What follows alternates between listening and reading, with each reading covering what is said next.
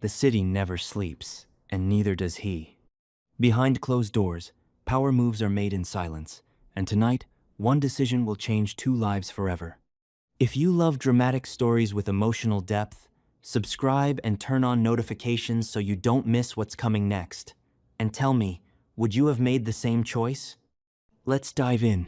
Imagine holding the phone with trembling hands, knowing the next 5 seconds could end your life. Ava, a simple maid in the city's most feared household, had one rule: never disturb the boss. But when she saw what his new fiancé was doing to his elderly mother, the woman who built the Moretti empire from nothing, the rulebook burned. She dialed the number everyone feared. "Come home now," she whispered, terrified. "She's going to destroy her." What happened when Raphael Moretti walked through those doors wasn't just a rescue. It was a revelation that would shatter the underworld. You think you know Mafia stories? You aren't ready for the truth behind the Moretti walls. If this story gave you chills, smash that like button and share it with someone who loves a good Mafia drama. Subscribe and hit the bell so you never miss another story. See you in the next one. Rain did not merely fall over the Moretti estate in the Hamptons that night. It attacked.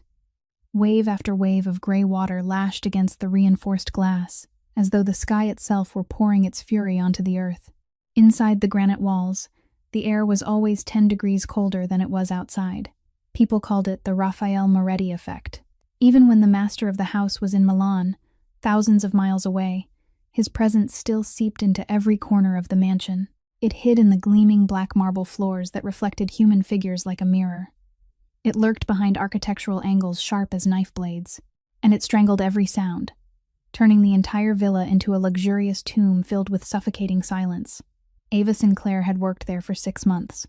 She had learned that in this house, being invisible was the only way to survive.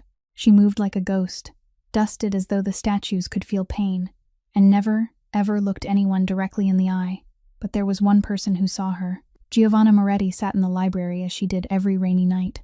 She was 78 years old, her silver hair pinned high, her back still straight as it had been in her youth, even though her heart had grown frail. Beside her lay a family photo album, its spine worn soft from being opened too many times, and on the wall hung the portrait of Salvatore Moretti, the man she had loved for 50 years before he passed away. Once, they had been 2 poor immigrants from Sicily, arriving in New York with nothing but their bare hands and a dream. Salvatore had the hands and the daring. Giovanna had the mind and the patience. Together, they had built the Moretti empire from nothing. And though the outside world knew Salvatore only as a terrifying Don, those on the inside understood that Giovanna had always been the one who made the most important decisions. Now she had heart disease. The doctors said she needed to take her medicine regularly, avoid stress, and above all else, live in peace. But peace was a luxury in this house, especially since Paige Whitmore had appeared. Ava was dusting the bookshelves when the library door opened. Paige entered as though she owned the world. She stood 5'9", with platinum blonde hair cut to her shoulders, and blue eyes like sharpened sapphires. She was beautiful in the way ice was beautiful. Cold, perfect, deadly. The marriage between Paige and Raphael was not love. It was a business arrangement meant to strengthen the alliance between the Moretti Empire in New York and the Whitmore Syndicate in Chicago. To Raphael, Paige was a strategic partner. To the servants, she was a merciless tyrant. And to Giovanna, she was a nightmare dressed in designer clothes. Paige glanced at Giovanna, then at Ava, her lips curving into a smile that never reached her eyes. She said nothing, only let her gaze travel once around the room as if taking inventory, then turned and walked away, the sharp click of her heels against the stone floor sounding like the countdown of a timed bomb. When the footsteps faded, Giovanna let out a sigh. She lifted a hand and beckoned Ava closer. Ava hesitated for a second, then stepped forward, her head bowed low the way she had been taught. But Giovanna took her hand and pulled her down into the chair beside her. The older woman's hand was warm, utterly unlike the coldness of the house. "You remind me of myself when I was young," Giovanna said, her voice roughened with age but still steady. "Stubborn, resilient, and pretending you do not matter." Ava did not know how to answer. No one in this house had ever spoken to her as though she were a human being rather than a piece of furniture. Giovanna gave her hand a gentle squeeze. "Never let anyone tell you that you are not worthy. Listen to me. Never." Outside, thunder rolled like a warning. Ava did not know that within the next few hours, she would have to choose between her own safety and the woman whose hand was holding hers, and that choice would change everything. Rafael Moretti was in Milan, more than 6,000 miles from New York, closing a $40 million deal. He would not be home for 2 weeks. 2 weeks in which Paige Whitmore would hold complete control over the house. That night, the storm grew fiercer. Wind shrieked through the cracks in the doors like the whisper of an omen. Ava was clearing dishes in the kitchen when she heard noise from the living room. Not the sound of ordinary conversation. It was an argument. She knew she should not be curious. In this house, curiosity was the fastest way to find trouble. But she recognized one of the two voices as Giovanna's, and the old woman's voice was trembling. Ava slipped down the hallway, her footsteps light as a cat's. She stopped beside the living room door, which stood slightly ajar, and looked through the narrow opening. Her heart nearly stopped at the sight inside. Giovanna was standing face to face with Paige, a brown envelope clutched in her hand. Her face no longer carried the kindness Ava knew so well.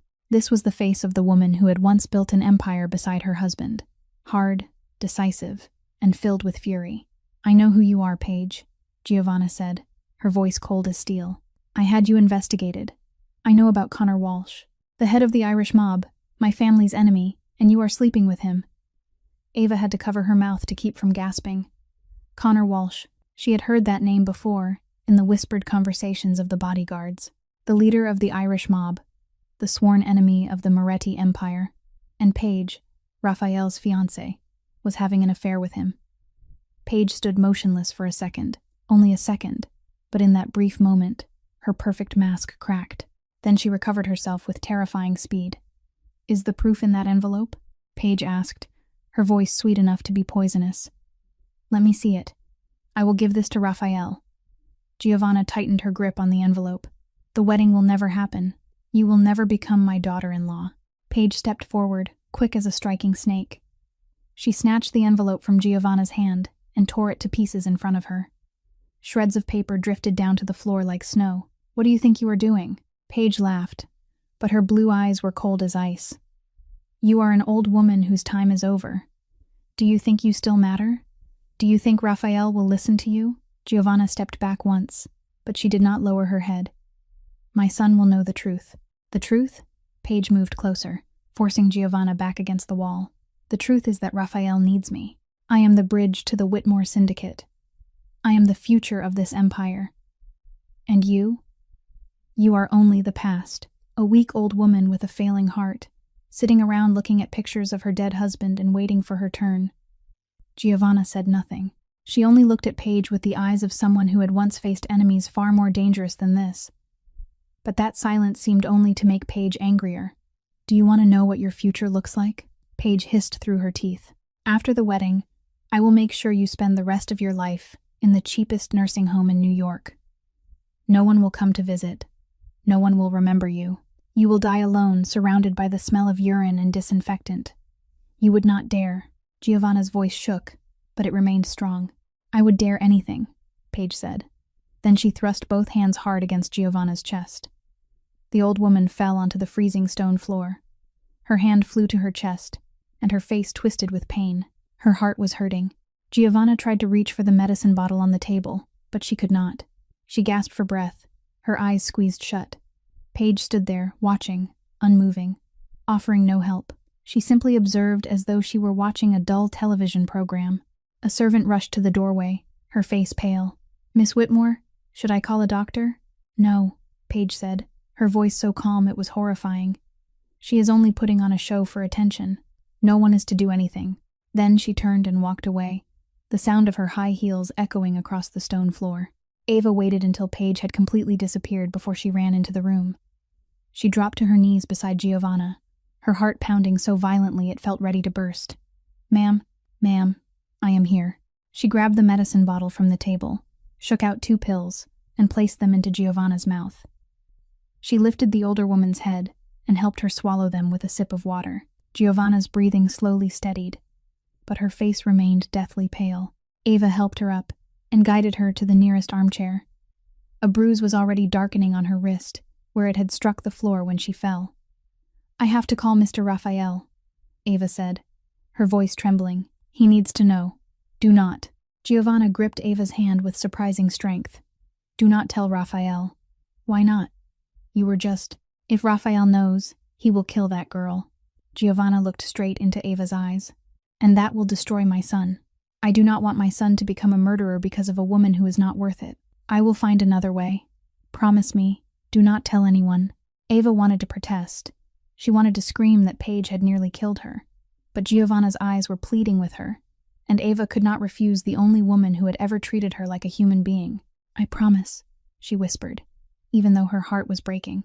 She helped Giovanna back to her room, tucked a blanket over her, and sat beside the bed until the old woman drifted into an uneasy sleep. Ava had just risen to leave when a voice sliced through the darkness. She turned around. Paige was standing in the doorway, her arms folded across her chest, her blue eyes burning in the dim light. What did you see? Paige asked, her voice sweet as honey, though her eyes belonged to a venomous snake. Ava lowered her head, her heart hammering wildly. I did not see anything, miss. Paige stepped closer and stopped right in front of Ava. She seized Ava's chin and forced her to look up. You are a smart little servant, Paige said slowly, each word like the stroke of a blade. So listen carefully. If you breathe a single word to anyone, you will disappear. No one will ever find you. No one will remember that you existed. You are only an orphaned servant no one cares enough to notice. Gone as though you had never been born. Do you understand? Ava swallowed hard, her throat dry as dust. Yes, I understand. Paige let her go and smiled with satisfaction. Good. Now get out. Ava lowered her head and left the room, her legs shaking beneath her. But as she moved through the dark hallway, her hand curled into a fist so tight that her nails bit into her palm. She had promised Giovanna she would not speak, but how long could that promise survive when Paige so clearly had no intention of stopping? Ava sat by Giovanna's bed for hours. The room lay in darkness, lit only by the faint glow of a bedside lamp, while the rain kept striking the windows without pause. Giovanna was asleep now. Her breathing had grown steadier with the medicine, but her face was still pale as paper. The bruise on her wrist had deepened into a dark purple-black, stark against her fragile skin. Ava looked at the woman lying in the bed and could hardly believe it. This was Giovanna Moretti, the woman who had once stood beside her husband and built an empire from nothing. The woman who, according to whispered stories, had once made notorious bosses tremble. Now she seemed as fragile as an autumn leaf, as though one hard gust of wind might shatter her. And Paige Whitmore was the storm closing in. Ava shut her eyes, her thoughts spinning. She was only a servant, minimum wage, no family, no one who would remember her if she vanished. Her job was to dust statues and scrub marble floors, not to involve herself in the affairs of powerful people. She had promised Giovanna she would not speak, but what did that promise mean if Giovanna did not live long enough to know it had been kept? Paige would not stop. Ava had seen that in her icy blue eyes. It was not the heat of sudden anger. It was the cold calculation of a predator. Today, it had been a shove.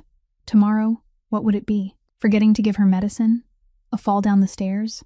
An accident no one could ever prove? 2 weeks. Raphael would not be home for 2 weeks. And in those 2 weeks, Paige could do anything. If I do nothing, Ava thought, then in 2 weeks there will be nothing left for him to come home to. She looked down at her own hands, a servant's hands, rough from work, nails cut short, unpainted, the hands of a nameless woman. But those hands had lifted Giovanna up, had given her medicine, had held her hand when she was afraid. Perhaps nameless hands could still do something that mattered. Ava pulled her phone from the pocket of her uniform. It was a cheap phone, its screen cracked in one corner. She scrolled through her contacts and stopped at one name. Boss. That number had been given to everyone who worked in the house with only one rule attached to it. Never call unless the house was on fire. Literally. Only when flames were swallowing everything were they permitted to disturb Raphael Moretti. To call for any other reason meant losing your job, or worse. Ava looked at Giovanna again. The bruise, the frail breathing, the closed eyes, with lines of worry etched deep even in sleep. She pressed the call button. 1 ring. Ava's heart pounded like a war drum. 2 rings. She almost hung up. 3 rings. Then the line clicked open. Speak. A deep bass voice came through, with no greeting, no question about who was calling, only a command. Behind it, she could hear the hum of a car engine and men speaking Italian. Ava swallowed hard, her throat dry as dust.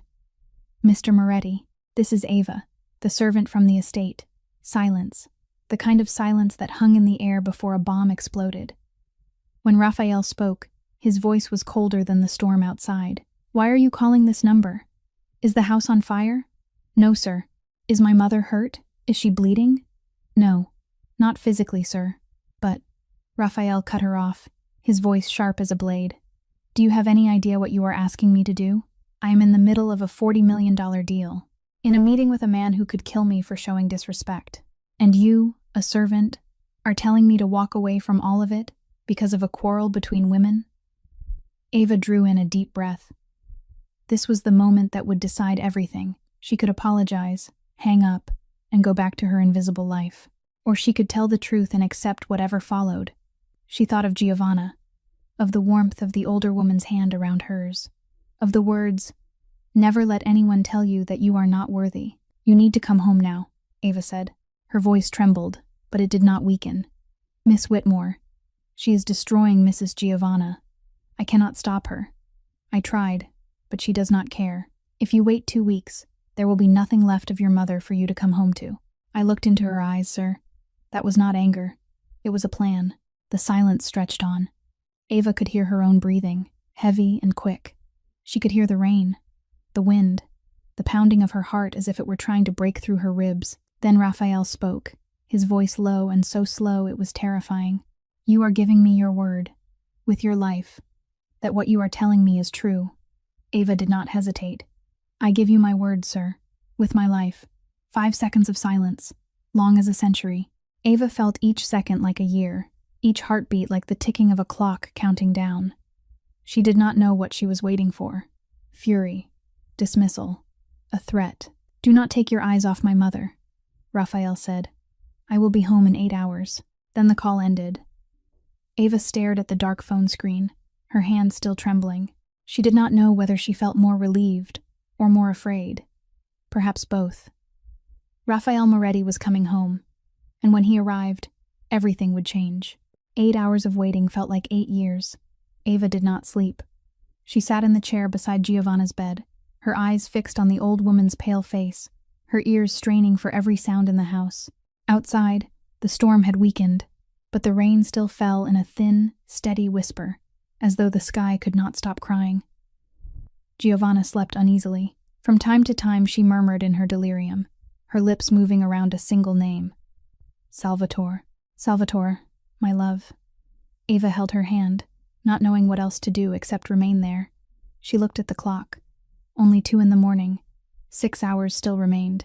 6 hours that felt as long as an entire lifetime.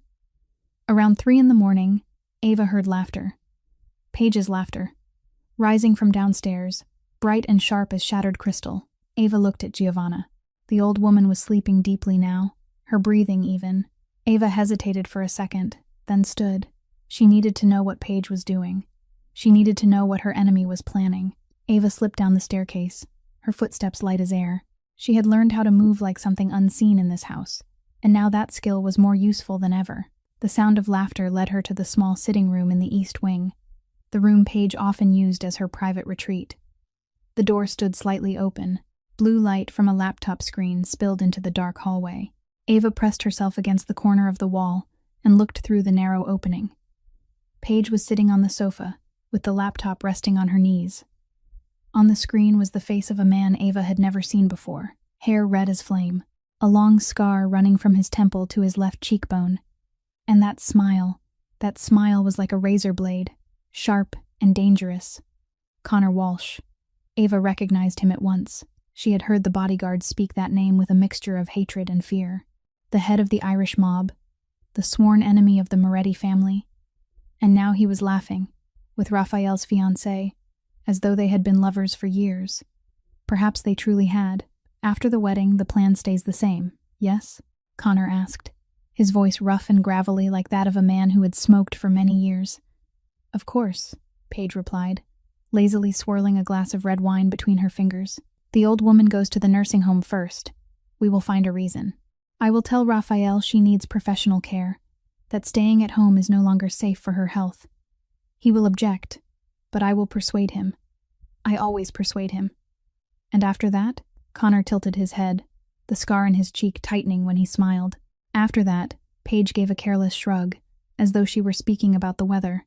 An accident will happen, a fall down the stairs, choking on food, the wrong medication, anything at all. She is old and weak.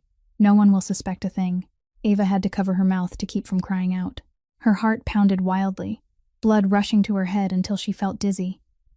They were talking about killing Giovanna, killing her as though she were nothing more than a piece on a board that needed to be removed. And Raphael? Connor continued. He will be too consumed by grief over his mother to realize what is happening. Paige took a sip of wine, her blue eyes glittering in the glow of the screen. I will stay beside him and comfort him, play the perfect wife. Little by little, I will take control. First the finances, then the relationships. And by the time he understands, it will already be too late. The Moretti Empire will belong to us. Connor nodded, but his eyes remained cold and calculating. Remember this. When it is done, we split it 60-40. I do not do charity. Paige nodded, her lips curving into a sweet smile. Of course, my love. 60-40. Just as we agreed. But Ava saw what Connor did not. The look in Paige's eyes when she said it. There was no sincerity there. Only the cold calculation of someone already planning to betray the very man she was making promises to.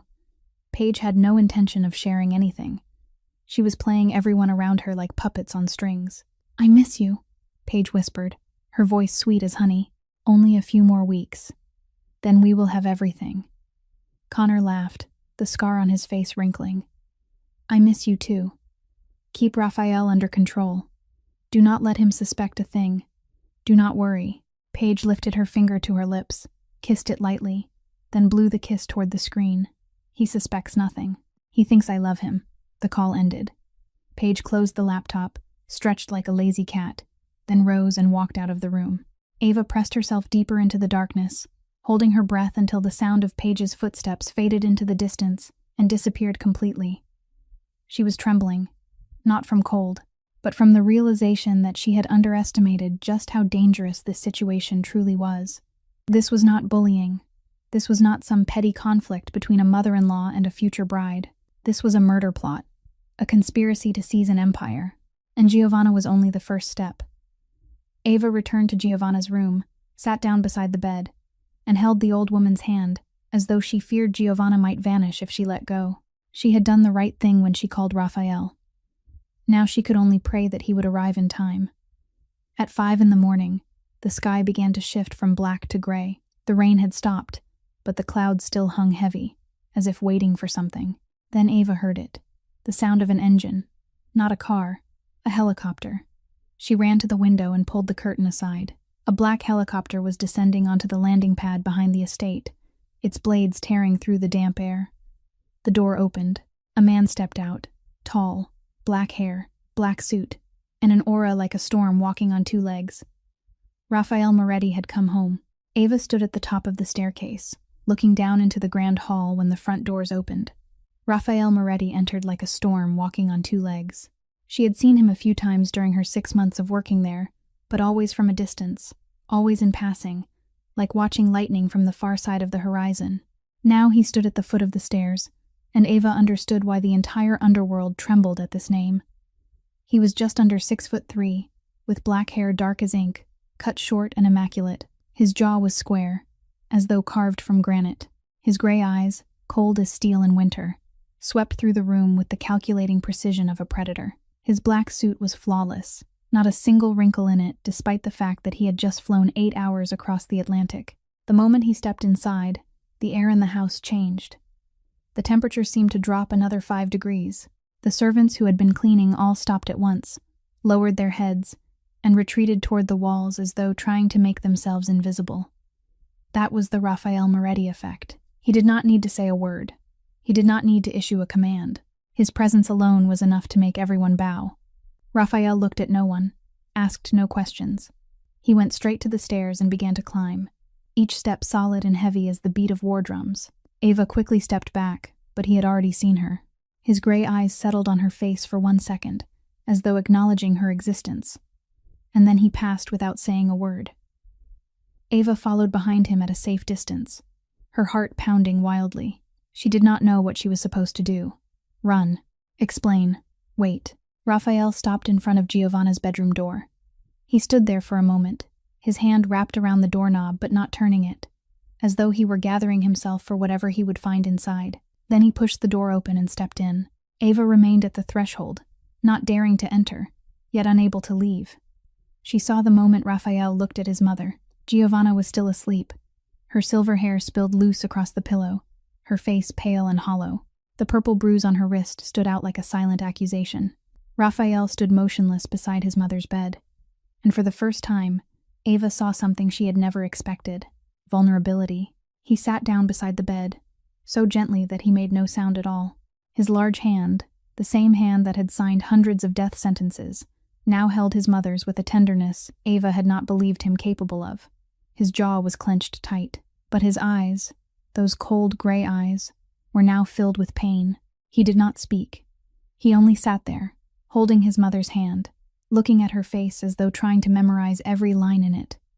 Giovanna stirred, her eyes slowly opening. The moment she saw her son, tears spilled at once. "Raphael, you came home." "I came home, Mama," Raphael said, his voice gone rough. "I am here now. No one will hurt you again." They held each other's hand in silence for a while. Then Raphael turned and looked at Ava, who was still standing in the doorway. Gray eyes met amber eyes. "Come in," he ordered, though his voice was not as cold as Ava had expected. "Close the door." Ava obeyed, her heart hammering in her chest. She stood near the door, her hands twisted together with nerves. Raphael rose and stepped closer to her, though he still kept a distance between them. He was nearly a head taller than she was, and standing this near, Ava could feel the force of him radiating outward like heat from a furnace. "Tell me," Raphael said, his voice low and even. "Everything. From the beginning. Do not leave out a single detail." Ava drew in a deep breath and began. She told him about the weeks Paige had mistreated Giovanna while he was away, the cruel little remarks, the unreasonable commands. She told him about the night before, about the envelope of evidence, about the confrontation between Giovanna and Paige. She told him about the shove, about Giovanna's weakened heart racing out of control, about Paige forbidding anyone to call a doctor. She told him about the threat Paige had made against her, and she told him about the video call at 3 a.m, about Connor Walsh with the scar on his cheek and that razor-sharp smile, about the nursing home plan, about the staged accidents, about the plot to seize the Moretti Empire. Raphael listened without interrupting her a single time. He stood as still as a statue, but Ava noticed the small changes, his jaw tightening more and more, his knuckles turning white where his hand gripped the bed frame, his gray eyes shifting from coldness into storm. When Ava reached the part where Connor Walsh spoke about splitting everything 60-40, Raphael suddenly turned his back. He walked to the window and stared out at the gray sky beyond it. The storm had passed, but the clouds still hung low and heavy. The silence dragged on. 1 minute. 2. Ava did not dare breathe too loudly. When Raphael turned back, his eyes were no longer winter steel. They were storm, thunder, a fury held in place only by iron will.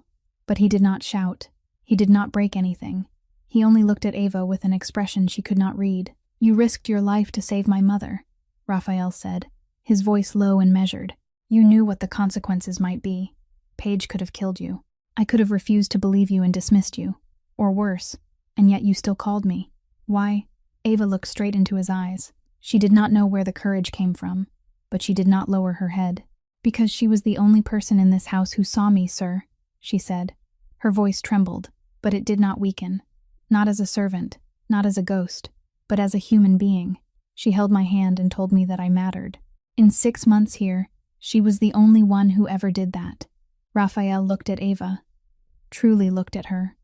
Not the way he had before, looking through her as if she were nothing, not the way a master looked at a servant, but the way one person looked at another, when everything they thought they understood had suddenly shifted. The silence lasted a few more seconds. Then Raphael gave a single nod, slow and decisive. "I will not forget this," he said. "You saved my mother. And I, Raphael Moretti, never forget a debt." He stepped past her and opened the bedroom door. "Go get some rest now. You have been awake all night. I will handle everything from here." Ava started to leave, but stopped at the door. "Sir, She asked softly. What will you do to her? Raphael did not turn around. You do not need to know. You only need to know that from this moment on, no one in this house is permitted to lay a hand on you. No one. Then he walked away, leaving Ava standing there with her heart racing and a strange feeling rising inside her. For the first time in 6 months, she no longer felt invisible. Raphael did not wait long. The moment he left his mother's room, he ordered Bruno Santini to summon Paige to his study, and he told Ava to come with him. She tried to refuse, but one look from him made it clear that argument was not permitted. She was a witness. She needed to be there. Raphael's study was in the west wing of the estate, a dark room lined with bookshelves that rose all the way to the ceiling and dominated by a heavy desk made of black oak. The curtains were drawn shut, blocking out the gray light from outside. The only illumination came from the fireplace, where flames leaped and cast ghostly shadows against the walls. Raphael sat behind the desk, his back straight, both hands resting on its surface. In front of him lay a brown envelope. Ava stood in the corner of the room, trying to disappear into the darkness.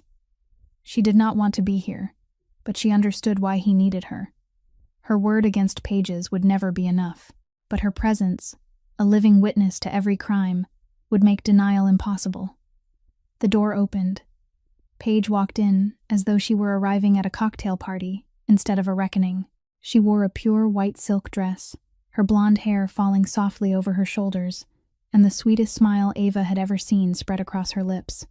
"Raphael," Paige exclaimed, her voice full of false delight. "You are home early. I missed you so much. How was the trip?" She stepped forward as if to embrace him, but Raphael looked at her only with eyes as cold as ice. He did not rise. He did not return her smile. He did not say a single word. Paige stopped in the middle of the room. Her smile faltered slightly, though she fought to hold it in place. "What is wrong, my love?" Raphael still said nothing. He simply pushed the envelope across the desk toward her. She hesitated for a second, then picked it up and opened it. Inside was a photograph. A still image from one of the house security cameras, clear and sharp.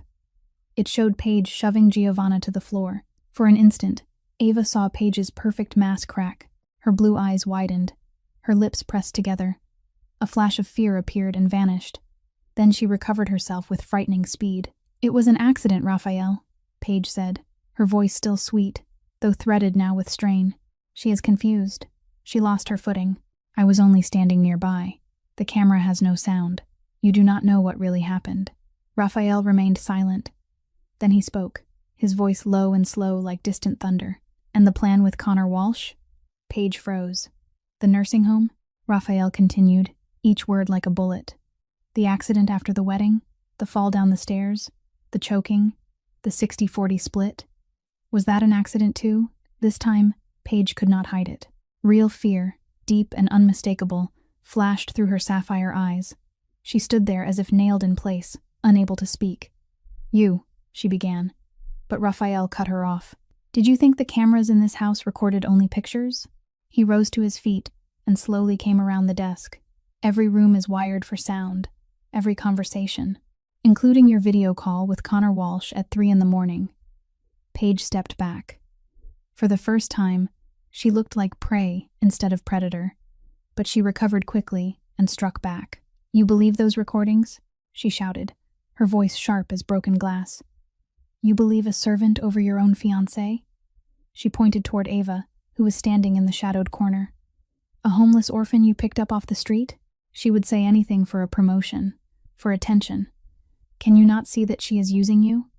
Raphael stopped directly in front of Paige, towering over her by a full head even in her high heels. "Yes," he said, his voice cold as ice. "I believe her." Paige stared at him, her mouth parting in disbelief. "Because she has something you never will," Raphael continued, looking straight into Paige's eyes. "Loyalty that does not need to be bought. She risked her life for my mother while you were planning to kill her. You have 1 hour to pack your things and leave this house. The engagement is over. You cannot do this," Paige said, her voice shaking now. "Your father and my father signed an agreement, the alliance between our families." "Alliance?" Raphael laughed, but there was not a trace of amusement in the sound. "You were planning an alliance with my enemy to steal my empire. Do not talk to me about alliance." Paige stood there for a long moment. Her expression shifted from fear to rage, then into something colder, calmer, more dangerous. The mask fell away completely. "Do you think I ever wanted to marry you for love?" she asked, her voice like ice. "My father sold me to this family like property. Go, Paige, make the family proud." That is what he said to me. I was never allowed to choose my own life, never allowed to love who I wanted, never allowed to do what I wanted. At the very least, I will take back what I deserve. For one brief moment, Ava almost felt sorry for Paige, sold by her own father like an object, forced into a loveless marriage. But then she remembered Giovanna lying on the cold floor with a hand pressed to her chest, and the pity vanished. "You could have chosen to become better," Raphael said, his voice steady and unshaken. "You chose to become a murderer. Get out of my house." Paige looked at him for a long time. Then she laughed, a sound as cold as winter wind. She turned and walked toward the door, but stopped at the threshold and looked back over her shoulder. "You will regret this, Raphael," she said, her voice sweet in a way that was almost terrifying. "You do not know who you are standing against. My family does not accept humiliation. And she smiled, "I never lose." Then she walked out, her heels echoing against the stone floor. The door shut behind her. Ava remained in the dark corner, hardly daring to breathe. She did not feel relief the way she had expected she would. Instead, a sense of dread began to creep through her. Paige was not the kind of woman who accepted defeat gracefully, and her threat had not been empty words. No one knew that when Paige stepped beyond the gates of the Moretti estate, she pulled out her phone and made a call. There was only one short message: "The plan has changed. Move sooner. The charity gala night." And on the other end of the line, Connor Walsh smiled, the scar on his cheek drawing tight. Understood. 3 days passed in a false kind of peace. Paige had left the estate that very night, taking with her her Louis Vuitton suitcases and her cold, simmering hatred. There had been no tears, no pleading. She had walked away like a dethroned queen, her head still held high, her eyes still promising revenge. But from that moment on, the atmosphere inside the Moretti estate changed completely. It was as though someone had opened the windows after years of keeping them shut, letting light and fresh air pour in at last. Giovanna recovered with surprising speed. She began walking in the garden, her hand resting on Ava's arm as she pointed out the rose bushes she had planted 30 years earlier. Color slowly returned to her face. Her cheeks were no longer pale as paper, but touched now with a healthier warmth. Her laughter began to ring through the rooms, something Ava had never heard in all her 6 months of working there. Without Paige, the house became an entirely different place. Ava still did her work, dusting and cleaning, but she could feel the change in the way people looked at her. The other servants no longer treated her as though she were invisible. They nodded to her. Some of them even smiled. News of how she had saved Mrs. Giovanna spread quickly through whispered conversations. On the afternoon of the 3rd day, Ava was dusting the collection of antique watches in the sitting room. The pocket watches sat inside a glass cabinet, each one a work of art that had survived for hundreds of years. She lifted them out one by one, polished them carefully with a soft cloth, and placed them back. But when she reached for the last one, an intricately engraved gold watch, her hand slipped. The watch fell. Time seemed to slow as Ava watched it drop through the air. Then came the sharp sound of impact as it struck the marble floor and shattered into dozens of pieces. Ava froze, her face draining of color. She knew how much that watch was worth. A year of her wages, perhaps more. She would be dismissed. Or worse, she would spend the rest of her life paying for it. Footsteps sounded behind her. Ava turned and saw Raphael standing in the doorway, his gray eyes lowered to the broken pieces on the floor. "I am sorry," Ava said, her voice trembling. "I will pay for it. I will do whatever it takes. Please do not."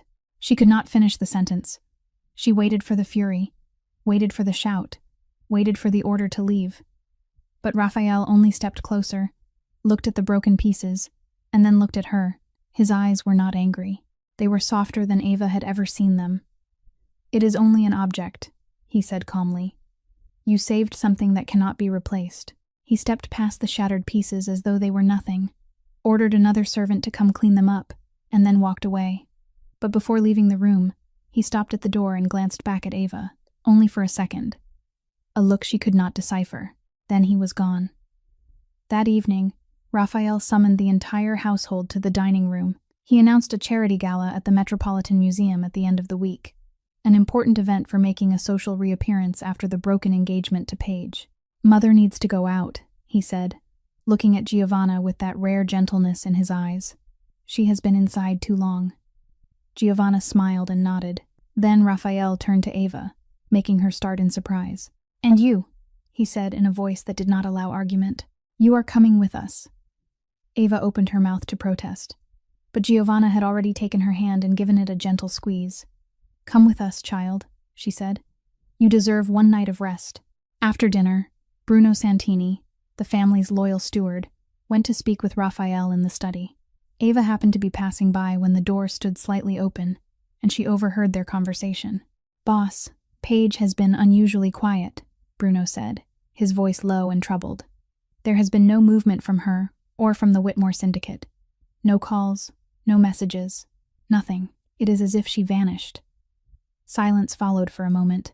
Then Raphael's voice came, low and thoughtful.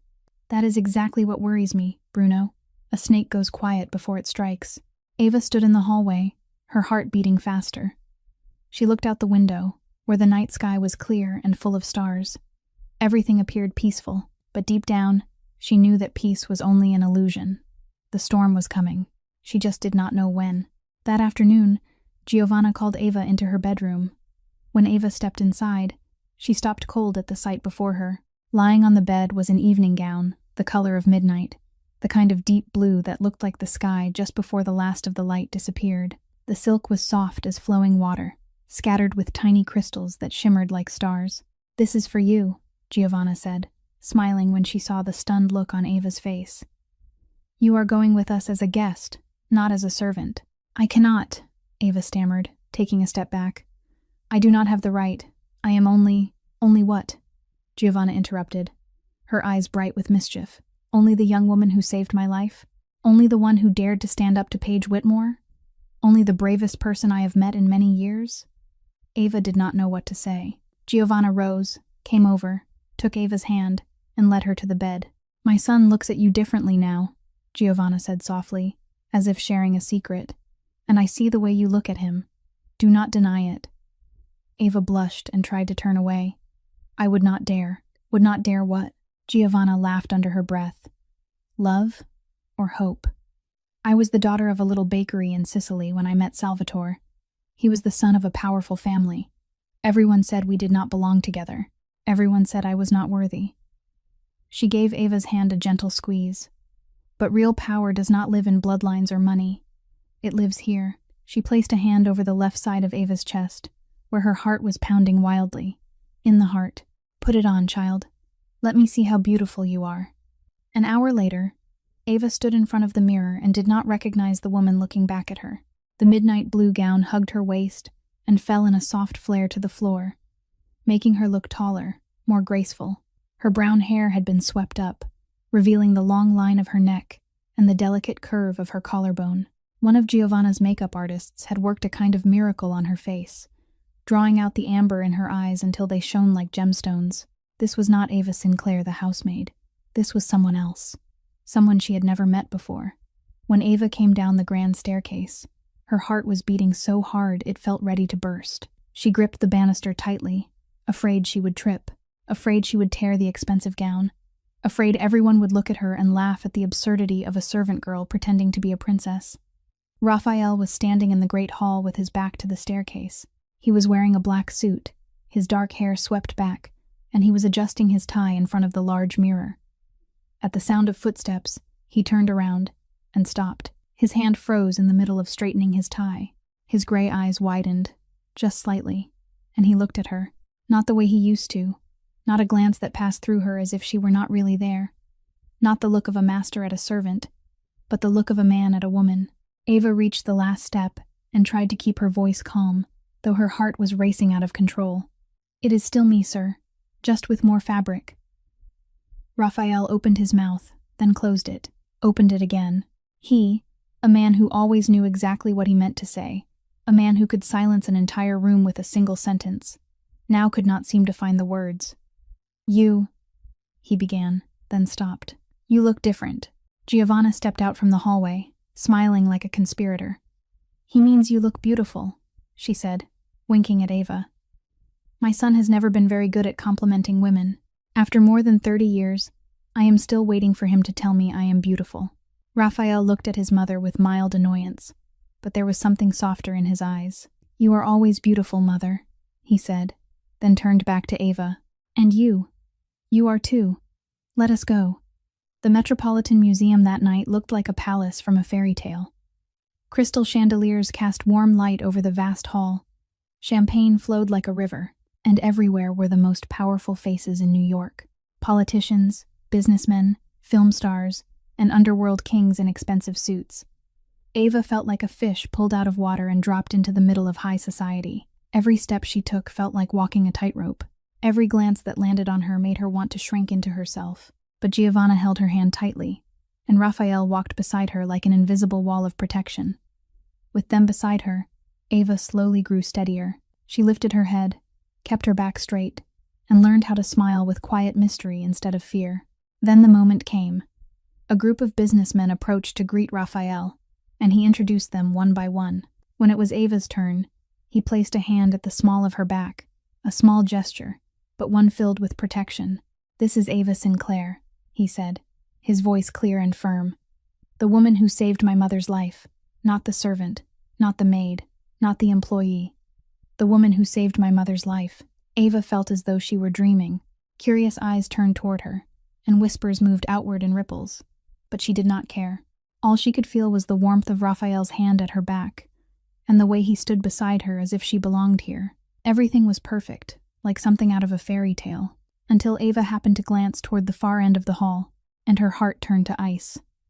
Paige Whitmore was standing there in a gown red as blood, setting off her blonde hair and porcelain skin. She was beautiful in a deadly way, like a rose with poisoned thorns, and beside her stood a red-haired man with a scar on his cheek and a smile like a blade, Connor Walsh. They were looking straight at Raphael, and they were smiling, the smile of predators who had found their prey. Paige did not wait long.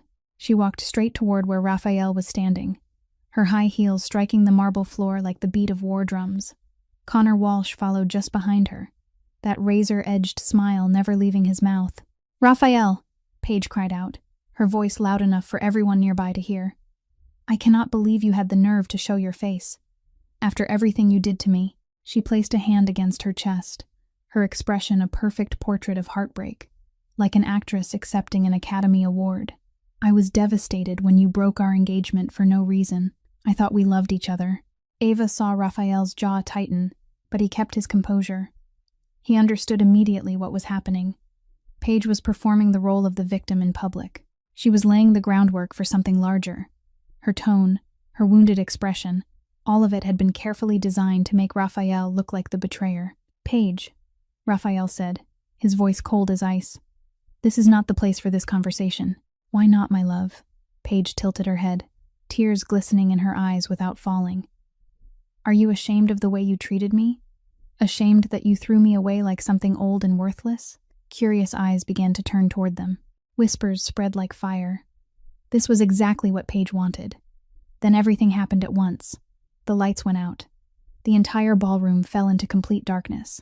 Screams rose from every direction, the sound of shattering glass, the crash of tables and chairs falling over, and then gunshots. 2, 3. The blasts cracked through the enclosed space, deafening, echoing like thunder. Ava was shoved by the panicked crowd. She stumbled, fighting to keep her balance, her eyes straining to find Raphael and Giovanna in the darkness. Flickers of light burst from raised cell phones, from the red glow of exit signs, creating broken fragments of motion like scenes from a silent film. Then she saw it. Raphael was on the floor, one hand gripping his thigh. Blood was spreading beneath his fingers, soaking into the red carpet, black in the dim and broken light, and standing over him, holding a smoking gun, was Joey Caruso, Raphael's trusted bodyguard for 8 years, the man he had trusted to protect his family. Joey raised the gun and pointed it straight at Raphael's head. His hand was shaking, but his eyes were set with grim determination. "Sorry, boss," Joey said, his voice rough and strained. "Their money was worth more than loyalty. Nothing personal. It is just business." Ava did not think, did not weigh the danger, did not consider the consequences. She simply acted. Her hand snatched up the silver champagne tray from the nearest table, heavy with crystal flutes, still half full of sparkling wine. She swung it hard, striking Joey square across the wrist. There was a sickening crack of bone. Joey screamed in pain, and the gun flew from his hand, skidding across the stone floor into the darkness. "You!" Joey roared, turning toward Ava with madness in his eyes. "You damned servant!" He lunged for her, but he was too late. A figure appeared out of the crowd like a ghost. Bruno Santini. The older steward drove Joey to the floor in a single motion, swift and precise like a seasoned fighter. He pinned both of Joey's arms behind his back and pressed a knee into the middle of his spine so hard the man could not move. 8 years, Joey, Bruno said, his voice cold as steel but shaking with fury. "I taught you everything. I treated you like a son, and you sold yourself for money." Bruno lifted his head and looked at Ava. "Girl, get the boss up. We need to move. Now." Ava rushed to Raphael and dropped to her knees beside him.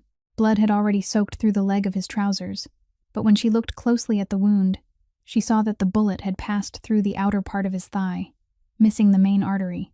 Painful, but not fatal. She helped him to his feet, pulling one of his arms over her shoulder. He was heavy, but she did not care. "Where is Mrs. Giovanna?" Ava asked urgently. "I got her out through the back the moment the lights went out," Bruno said, still holding Joey pinned to the floor. "She is safe in the car. Now go. I will deal with him later." They pushed through the panicked crowd toward the emergency exit. The lights still had not come back on, and in the confusion of the darkness, no one paid them any mind. But as they neared the door, Ava heard the wail of police sirens in the distance, and then she saw something worse. On the large television screen mounted in the corner of the hall, an emergency news bulletin had already begun to run. The footage flashing across the screen was a cleverly edited video. Raphael Moretti attacks former fiancé at charity gala. Infamous Mafia boss causes chaos at the Metropolitan Museum. Police in pursuit. The video made Raphael look like the aggressor, the man who had started the violence. Paige was shown crying, terrified, flawless in the role of the victim. There was no sign of Joey shooting Raphael, no evidence of the real plot. Chisign planned this in advance, Ava realized in horror. Every piece of it had been calculated. The blackout, the gunshots, the fake video. It had all been a perfect trap, and Raphael had walked right into it. "Boss." Bruno appeared beside them, his face drawn tight. "The police are almost here. Our car is waiting at the back, but they will lock down every road. We cannot go home." "Paige knows all the safe houses," Raphael said through clenched teeth, the pain sharp in his voice. "She has the codes, the list. She knows everything." "There is one place left," Bruno said. "One place no one knows about. No one still living except me and you." Raphael looked at Bruno for a long moment. Then he nodded, his expression pained for reasons deeper than the wound in his thigh. "The house in the Bronx, my grandparents' old place." They ran out the back door and into the night. Behind them, the police sirens were drawing closer and closer. Ahead of them, there was only darkness and the thinnest thread of hope. Bruno led the way through the museum's staff corridors, where pale fluorescent lights replaced the splendor of the main hall. Ava supported Raphael at her side, her shoulder soaked with his blood. Giovanna followed behind them, her steps unsteady yet stubbornly refusing to fall behind. They pushed through the emergency exit and ran into the night. Rain had begun to fall, cold drops lashing their faces like whips. The sound of police sirens echoed from the front of the museum, growing closer with every passing second. Bruno led them to the parking lot behind the building, where an old gray Honda Civic was waiting. The car was so ordinary it was almost invisible, the kind of vehicle no one bothered to look at twice. "Get in," Bruno ordered, yanking open the back door for Ava and Raphael. "Move." Ava helped Raphael into the back seat. Blood from his wound had already soaked through his expensive suit, staining the black fabric a dark, spreading red. His face was pale beneath the streetlights, but his gray eyes remained alert, and even weakened. His voice still carried command. "We cannot go back to the estate," Raphael said through clenched teeth. "Paige knows every safe house. She has the codes. She has the list. She knows everything I have." Giovanna settled into the front seat, then turned back to look at her son, her eyes full of worry but holding not a single tear. She reached through the gap between the seats, found Ava's hand, and squeezed it gently. "Do not worry about me, child," she said, her voice strangely calm. Worry about my son. He is stubborn, but he is everything I have. Bruno slid behind the wheel and started the engine. There is one place left, he said, his eyes fixed on the rearview mirror. A place no one knows about. Raphael lifted his head and looked at Bruno. His expression shifted from pain, to recognition, to resistance. No, he said, not there. Boss, it is the only place, Bruno replied, his voice firm. Even your father kept that house a secret from everyone. Paige cannot know about it. No one still alive knows it exists except me and you. Raphael closed his eyes and drew in a deep breath that sent a sharp pulse of pain through the wound. A moment passed, then he nodded. Go. The Honda surged into the night, blending into the traffic on the streets of New York. No one looked twice at the battered old car. No one guessed that inside it sat the most powerful mafia boss in the city, bleeding and on the run. The rain came down harder and harder. The city lights blurred against the windows like enormous tears. Ava sat still and let Raphael lean against her shoulder. She could feel the weight of his breathing, the heat of his body, and his blood soaking into the midnight blue gown that only hours earlier had made her feel like a princess. Giovanna sat in the front, her lips moving in silent prayer. She did not turn around, but Ava knew she was praying for her son. Bruno drove in silence, his seasoned eyes flicking again and again to the rearview mirror to make sure no one was following them. Ava looked out the window and watched New York pass through the curtain of rain. Only a few hours earlier, she had been standing in a glittering museum, introduced as the woman who saved the mafia boss's mother. Now she was sitting in a battered old car, holding a wounded man, fleeing from the police and from enemies who wanted them dead. The most powerful mafia boss in New York was now only a wounded man running through the night with his aging mother and a housemaid. And strangely, Ava did not feel afraid. She felt determined. She would not let them die. Not tonight. Not ever. The Honda came to a stop in front of a narrow house on Arthur Avenue in the Bronx. The old red brick house stood wedged between a row of nearly identical buildings, so modest it was almost invisible. The faint smell of roasted peppers and damp wood drifted from somewhere nearby, mingling with the scent of night rain and cigarette smoke from the bar on the corner. It was nothing like the estate in the Hamptons. No marble floors, no crystal chandeliers, no suffocating coldness. This was a place of ordinary life, where people lived and loved and suffered the way ordinary people did. Bruno opened the door and helped Ava get Raphael out of the car. This is where the boss was born, Bruno explained briefly as they stepped inside. His grandparents lived here before there was an empire. No one still alive knows about this place except me and him. Inside, the house was small, but warm. A crucifix hung on the wall, along with black and white photographs of unsmiling Italian men. The furniture was old and dusty, but carefully preserved. The whole place smelled of time and memory. They laid Raphael across the old kitchen table, a solid oak piece that had surely witnessed years of family meals. Blood from his wound had soaked half his trousers and was dripping onto the tiled floor. His face was pale as paper, his lips dry and cracked, but his eyes were still open, still fighting to stay alert. Ava did not wait for anyone to tell her what to do. She searched beneath the sink and found an old first aid kit. In the kitchen cabinet there was an opened bottle of whiskey, gauze, needle and thread, antiseptic. She spread everything across the table like a battlefield doctor preparing for surgery. She cut open the leg of Raphael's suit trousers with a pair of scissors, exposing the wound. The bullet had passed through the outer part of his thigh, leaving both an entrance and an exit wound. It had missed the main artery, lucky, but the bleeding had not stopped, and if they did not deal with it, he would lose too much blood. "This is going to hurt," Ava said, lifting the bottle of antiseptic. Raphael opened his eyes and looked straight into hers. His gray eyes were still sharp, even through the pain. "Do it." She poured the antiseptic over the wound. Raphael did not scream. He only clenched his jaw and gripped the edge of the table so hard the wood creaked as though it might split. The tendons stood out in his neck. Sweat gathered on his forehead, but not a single groan escaped his mouth. Giovanna came to stand beside her, her old hands steady despite their age.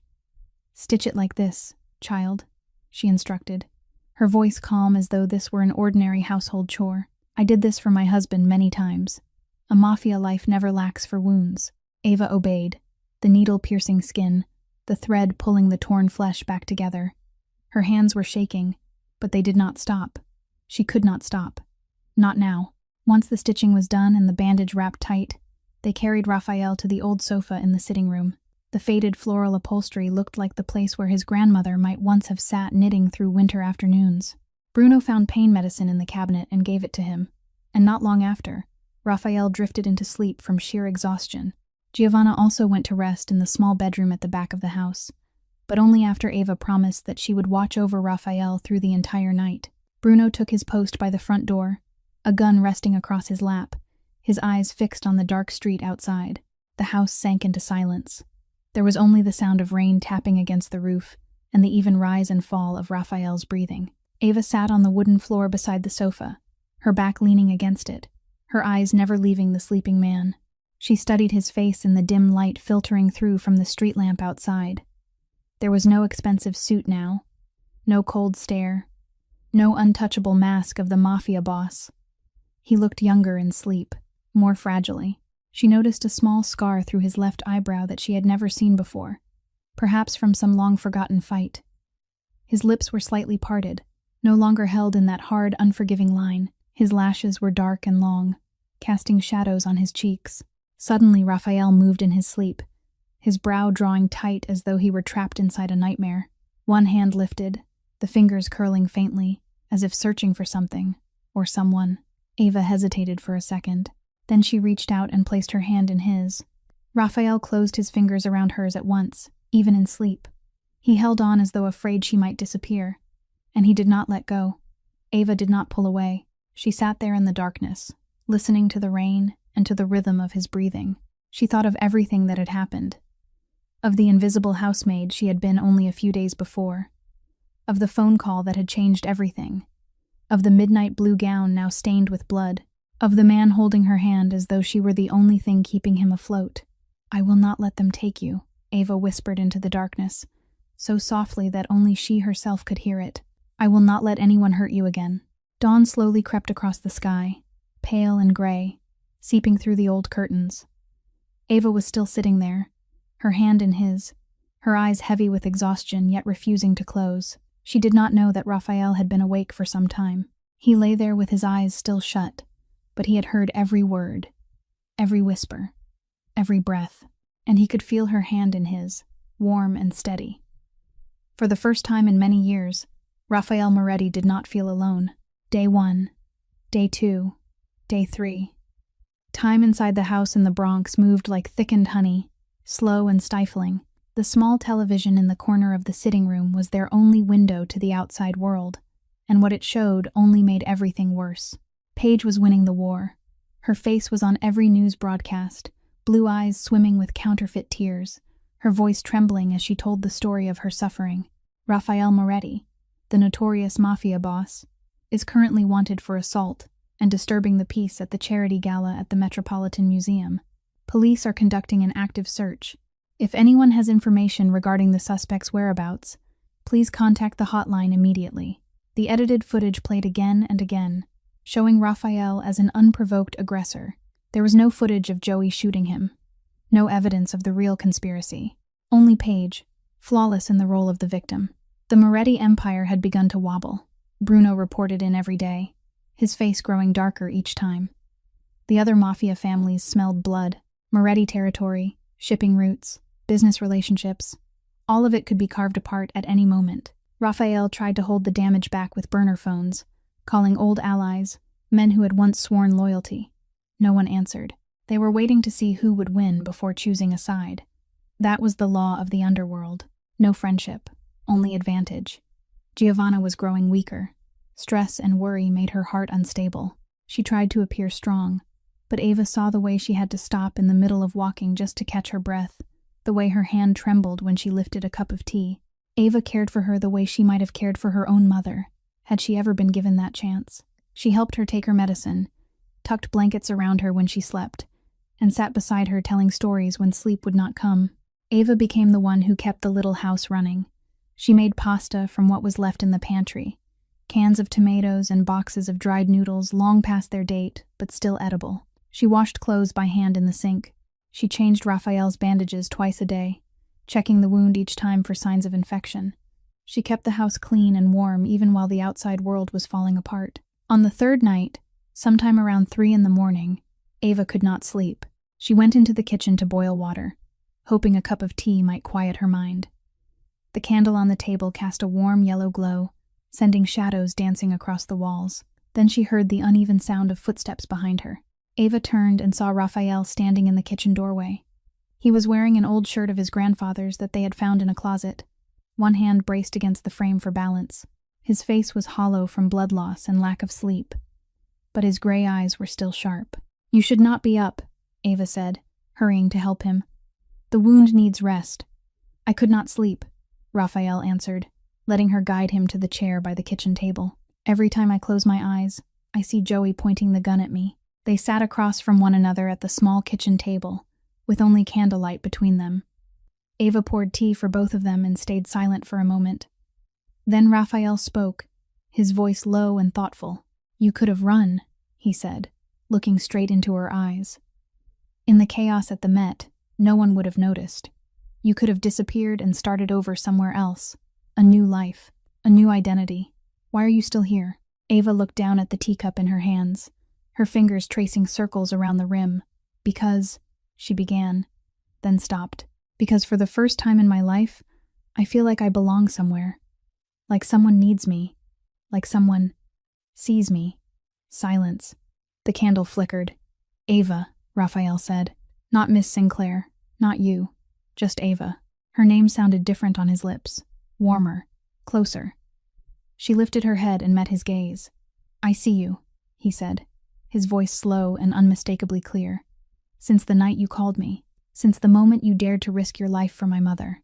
I have seen you." They looked at one another in the candlelight, the moment as fragile as a soap bubble.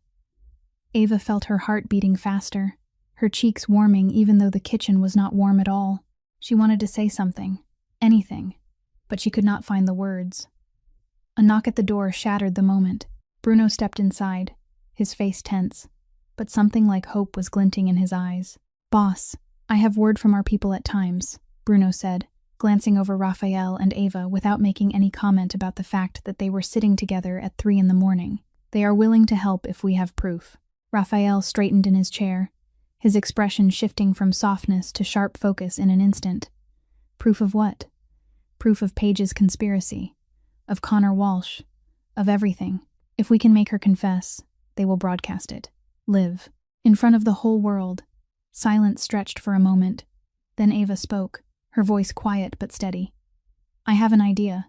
The next morning, they all gathered in the small sitting room to make a plan. Raphael sat on the old sofa with his injured legs stretched out before him. Giovanna sat in the armchair, her hand wrapped tightly around her rosary. Bruno stood by the window, his eyes constantly scanning the street outside, and Ava sat on the floor with her back against the wall, listening as they talked it through. "We do not have evidence," Bruno said, his voice heavy. "The cameras at the Met were shut off before the lights went out. There is no video showing Joey shooting you. There is nothing proving Paige was behind any of it. No witnesses." Raphael ground his teeth together. "All my men have either turned their backs or are waiting to see what happens. No one will dare testify against Paige when she has both the Whitmore syndicate and the Irish mob behind her. Paige planned this too carefully." Giovanna let out a weary sigh. She did not leave a single opening. Silence settled over the room. Despair drifted into every corner like poisonous smoke. Raphael closed his eyes, his brow tightening with pain and helplessness. For the first time in his life, he did not know what to do. "I have an idea." Ava's voice came softly, but clearly. Everyone turned to look at her.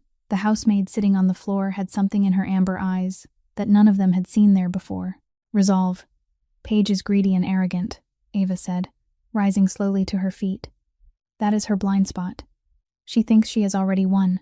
She thinks you are out of options, and people make mistakes when they think victory is already theirs." Raphael arched a brow. "What are you suggesting?" Ava took a deep breath. "You pretend to surrender. Reach out to Paige and offer her every shipping route and every account code in exchange for safe passage for you and Mrs. Giovanna to Italy. Tell her you have lost. Tell her you are willing to give up everything to protect your mother." Bruno frowned. "And why would she believe that?" "Because she wants to believe it," Ava answered. "Her greed is greater than her hatred. If she can take the Moretti Empire without war, she will bite like a fish on a hook. And when she comes to collect her prize, you will be wearing a microphone. You trap her into confessing everything, The conspiracy with Connor Walsh, paying off Joey, the shooting at the Met, all of it. And if she does not confess? Giovanna asked. She will, Ava said, her gaze hard and steady. Because she is arrogant. She will want to savor her victory. She will want you to know just how clever she was. That is the fatal weakness of people like her. And when she confesses, I will live stream everything. Live, for the whole world to see. No court, no jury, only the truth. Raphael looked at Ava, his expression difficult to read. If this fails, we die. All three of us. You understand that, do you not? Ava met his gaze without flinching. If we do nothing, we die anyway. You lose your empire. Mrs. Giovanna loses her son. And I. She stopped, swallowing hard. I lose the only people who have ever treated me like family. At least this way we have a chance to fight, a chance to take everything back. Silence stretched between them. Raphael looked at Ava, truly looked at her, as though he were seeing someone entirely new. Where did the timid, trembling housemaid go? The one who called me that night, he asked, his voice carrying a strange note Ava could not quite name. She died at the Met, Ava answered, her voice steady. The woman standing in front of you is the one who survived. A moment passed. Then Raphael nodded, slow and final. All right, he said. We do it your way. Giovanna rose and came to stand beside Ava and Raphael. She took both of their hands and squeezed them tightly. Her eyes shone with pride and love. Do it, she said, her voice steady as steel. I believe in both of you. Bruno nodded, his expression shifting from doubt to respect. I will contact Paige, he said. I will arrange the meeting. Pier 17. Midnight tomorrow. Enough time to prepare. Ava looked around the small room, at the faces now placing their faith in her plan. The invisible housemaid was now leading the fight against one of the most dangerous conspiracies the Moretti family had ever faced. Life was strange. We will need a microphone, Ava said, already making a list in her mind. And a phone that can live stream with a stable connection. And a backup plan in case everything falls apart. Bruno, can you get those things? Bruno nodded. I will handle it. Then we begin, Ava said, her eyes hard with resolve. It is time Paige Whitmore learned that she is not the smartest person in the room. Midnight. Pier 17 on the edge of the East River. Thick fog rolled up from the black water, cold enough to cut through skin and bone. The lights of Manhattan in the distance were blurred as if in a dream, as though New York itself were dissolving into the night. Rusted shipping containers were stacked into a maze of steel, and the sound of waves striking the dock was like the whisper of the dead. Raphael stood alone in the middle of the pier. He leaned on a cane to keep himself steady, his injured leg still sending sharp pain through him with every shift of weight. Beneath his suit jacket, a tiny microphone was taped securely to his chest, connected by Bluetooth to Ava's phone. He looked like a defeated man who had come to surrender. That was exactly what they wanted Paige to believe. Ava was hidden behind a rusted container about 20 yards away.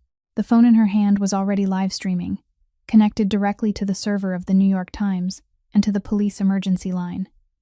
50,000 people were watching. The number climbed every second. She held her breath, her heart pounding like war drums.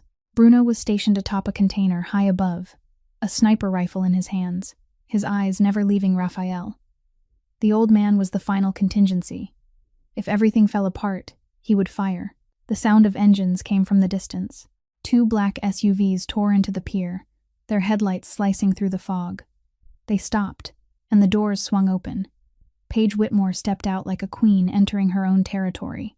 Her white coat swept to her ankles, her blonde hair flying in the river wind, radiant as a fallen angel. Her sapphire eyes glittered with the victory she believed was already hers. Connor Walsh walked beside her, the scar on his cheek tightening when he smiled. 4 gunmen followed behind them, weapons already drawn, surrounding Raphael from every side. Raphael Moretti, Paige called out, her voice carrying through the dark. I never thought you would know when to bow your head. I thought your ego was bigger than that. Raphael said nothing. He only reached into his coat pocket, pulled out a thick envelope, and tossed it at Paige's feet. All the shipping routes, he said, his voice tired and beaten, the account codes in Switzerland and the Caymans. In exchange for safe passage to Italy for me and my mother. We will disappear, forever. You win. Paige bent down, picked up the envelope, and weighed it in her hand. She laughed, a sound both bright and cruel. At last, you understand your place. Raphael nodded, his face pained but resigned. I have to admit it, he said slowly. You are good. Staging the shooting at the Met, buying off Joey, framing me in the media. Impressive. I never imagined you could pull all of that off.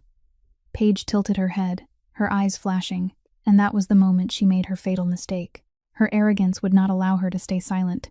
She wanted to boast. She wanted Raphael to know just how clever she had been. That is right, Paige said, her voice dripping with smug triumph. It only cost $2 million to hire Joey to betray you. Cheaper than I expected. 8 years of loyalty for $2 million. Turns out everyone has a price. Connor nodded beside her, grinning in satisfaction. Connor's men fired wild shots to create chaos. Paige went on, carried away by her own victory. The edited video, the perfect media narrative.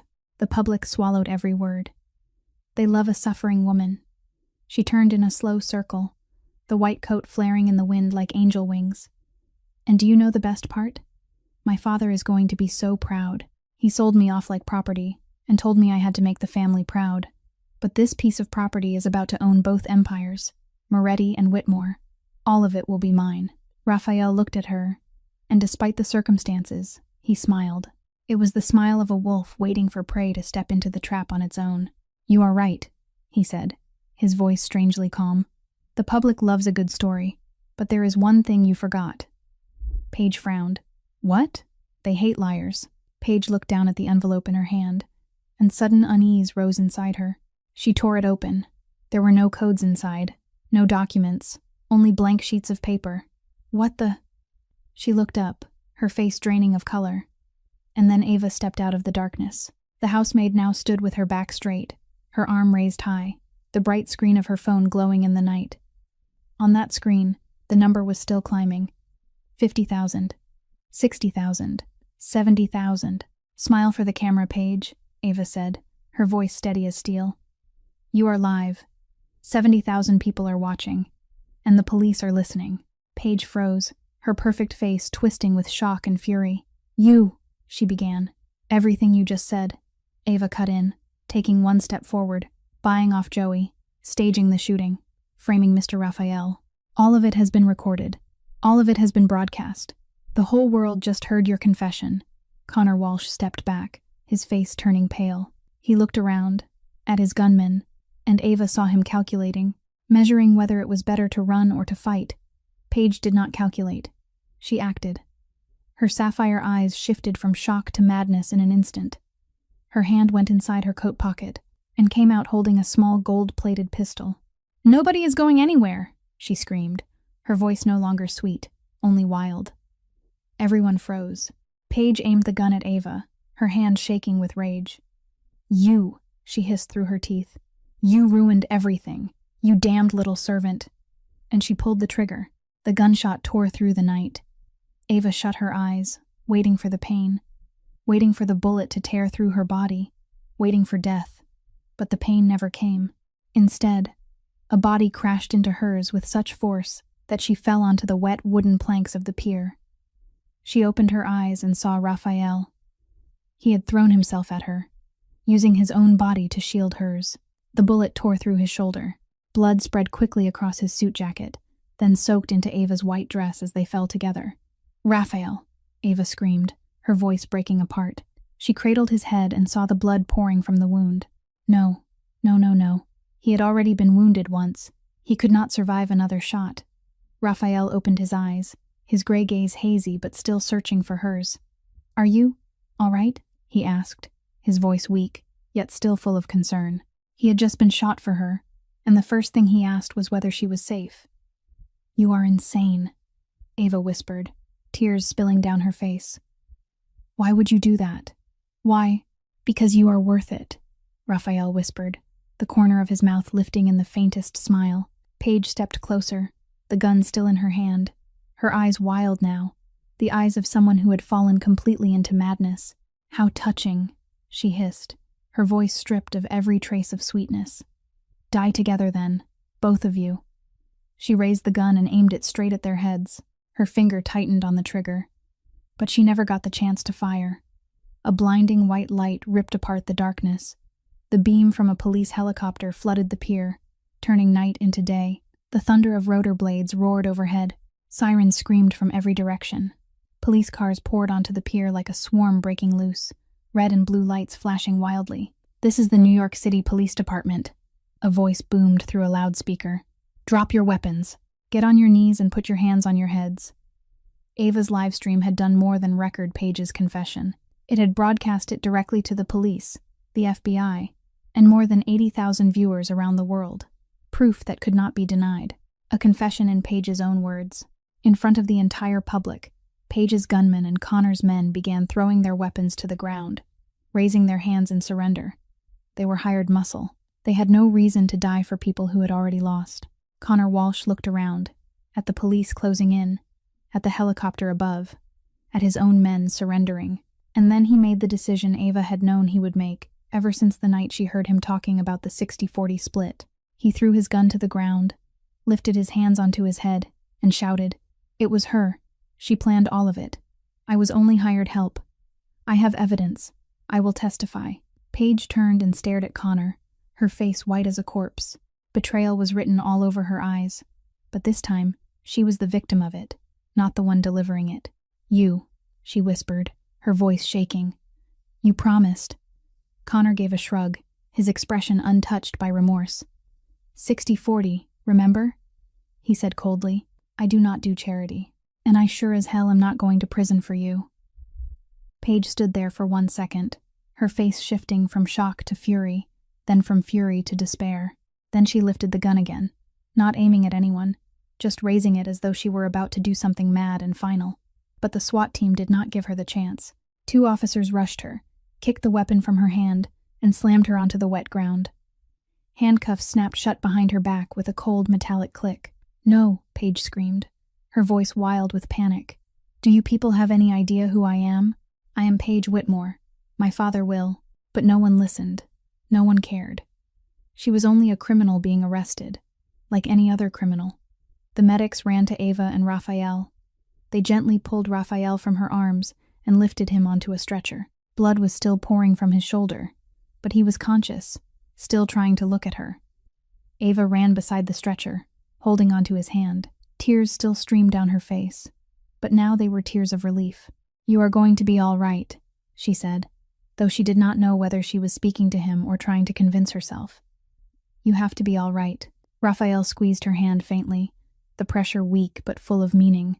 "Worth it," he whispered, his gray eyes fixed on hers with something in them Ava had never seen before.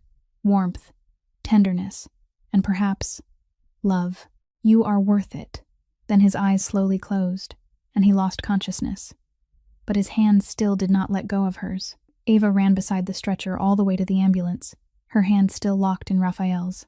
Around her were sirens, Paige's furious screams as she was led away, the clipped commands of police officers, chaos everywhere.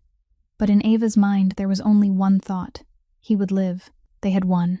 And at last, the war was over. 6 months later, the Moretti estate in the Hamptons was no longer the cold and lifeless place Ava had once known. Spring sunlight poured through the wide-open windows, making the black marble floors shimmer like water. Laughter echoed through the hallways, and classical music drifted from the sitting room. Outside, on the lush green lawn, a golden retriever chased butterflies with its tail wagging wildly. Giovanna sat in the garden on her favorite wicker chair, throwing a ball for the dog. Her face was rosy and radiant, nothing like the pale woman she had been 6 months earlier. The doctors said she could live another 20 years if she avoided stress. And now there was nothing left to cause her stress. Justice had been done. Paige Whitmore received a 20-year sentence for conspiracy to commit murder, fraud, and a long list of other charges. Her father, the head of the Whitmore syndicate, disowned her immediately after the trial. She was locked away in a federal prison, with no more white coats and no more high heels, only an orange prison uniform and concrete walls. Connor Walsh did not escape either. Even after turning witness against Paige, he still received 15 years in prison for his part in the conspiracy. His Irish mob empire fell apart not long afterward, torn to pieces by rival families, and Joey Caruso, the traitor, vanished. No one asked for details. No one wanted to know. In the underworld, there are some questions best left unasked. Raphael stood at the window in his study, watching his mother play with the dog in the garden below. He walked with a cane now, the wounds in his thigh and shoulder leaving permanent marks behind. But his gray eyes were no longer cold as ice. There was something warmer now in the way he looked at the world, in the way he looked at her. Ava was no longer a servant. She had become the head of the Moretti family's charitable work, a scholarship fund for orphans, shelters for abused women, support programs for the homeless, all the things she had wished for as a child, all the things that might have changed her life if someone had been there to help. Now she could be the one to help others. That evening, Ava stood on the balcony overlooking the garden, where Giovanna sat reading beneath the trees. Sunset had turned the sky gold, and the distant sea had become a vast mirror reflecting shades of orange and pink. Footsteps sounded behind her. She did not need to turn around to know who it was. That uneven but steady step had become familiar to her. Raphael came to stand beside her, looking out at the same view. They stood in silence for a while, savoring the peace of the moment. Then Raphael spoke, his voice low and gentle. "I have something for you." Ava turned and saw that he was holding a small black velvet box. Her heart suddenly began to race. He opened it. Inside was a vintage ruby ring, the stone a deep garnet red, surrounded by tiny diamonds. It was breathtaking. "It belonged to my grandmother," Raphael said, his gray eyes fixed on hers. "She was a baker's daughter from Sicily when she met my grandfather, just like my mother. Just like you." He stepped closer and took her hand. "I do not need a servant, Ava," he said, his voice trembling slightly, something she had never heard from him before. "I need a queen. I need the woman who saved my mother when no one else dared. The woman who saved me when I did not even know I needed saving. The woman who turned this cold house into a home." He went down on one knee touching the floor, his cane set aside. The most powerful Mafia boss in New York was kneeling before the housemaid who had once been invisible. "Ava Sinclair, will you marry me?" Ava looked at the ring, then at him. The man who had once been cold as ice was now looking at her with eyes full of love and hope. Tears streamed down her face, but she was smiling more brightly than she ever had in her life. "Yes, Raphael," she whispered. "Yes, I will." He slipped the ring onto her finger, the ruby catching the last light of sunset. Then he rose, lifted her chin with one hand, and kissed her. Their first kiss, sweet and full of promise, filled with love and the future. Down in the garden, Giovanna looked up toward the balcony when she heard Ava laugh. She saw her son kissing the woman she loved like a daughter. She smiled, and tears of happiness rolled down her wrinkled cheeks. "Salvatore, my love," she whispered, looking up at the sky. "Our son has found happiness at last. The war was over. The storm had passed, and at last, they were home." And that is the story of a phone call that changed everything. Ava Sinclair went from an invisible housemaid to a woman wearing a crown, proving that real power does not lie in money or fear, but in the courage to stand up for those who cannot protect themselves. Raphael Moretti learned that even a storm needs a safe harbor, that true strength is not never falling, but having someone willing to catch you when you do. And Paige Whitmore learned that money cannot buy class, and it certainly cannot buy loyalty. This story reminds us that in life, sometimes the smallest people carry the bravest hearts. Sometimes one decision made in a single moment can change an entire life. And sometimes love blooms in the places we least expect. What do you think of Ava's journey? If you were in her place, would you have had the courage to make that call? Share your thoughts in the comments below. We would truly love to hear what is in your heart. If this story moved you, please hit the like button and share this video with the people in your life who love dramatic stories. Do not forget to subscribe to the channel and turn on notifications so you do not miss more compelling videos every day. We sincerely thank all of you for staying with us until the very last moment. We wish every one of you watching this video abundant health, a joyful life, and peace in every day. Goodbye, and we will see you again in the next video.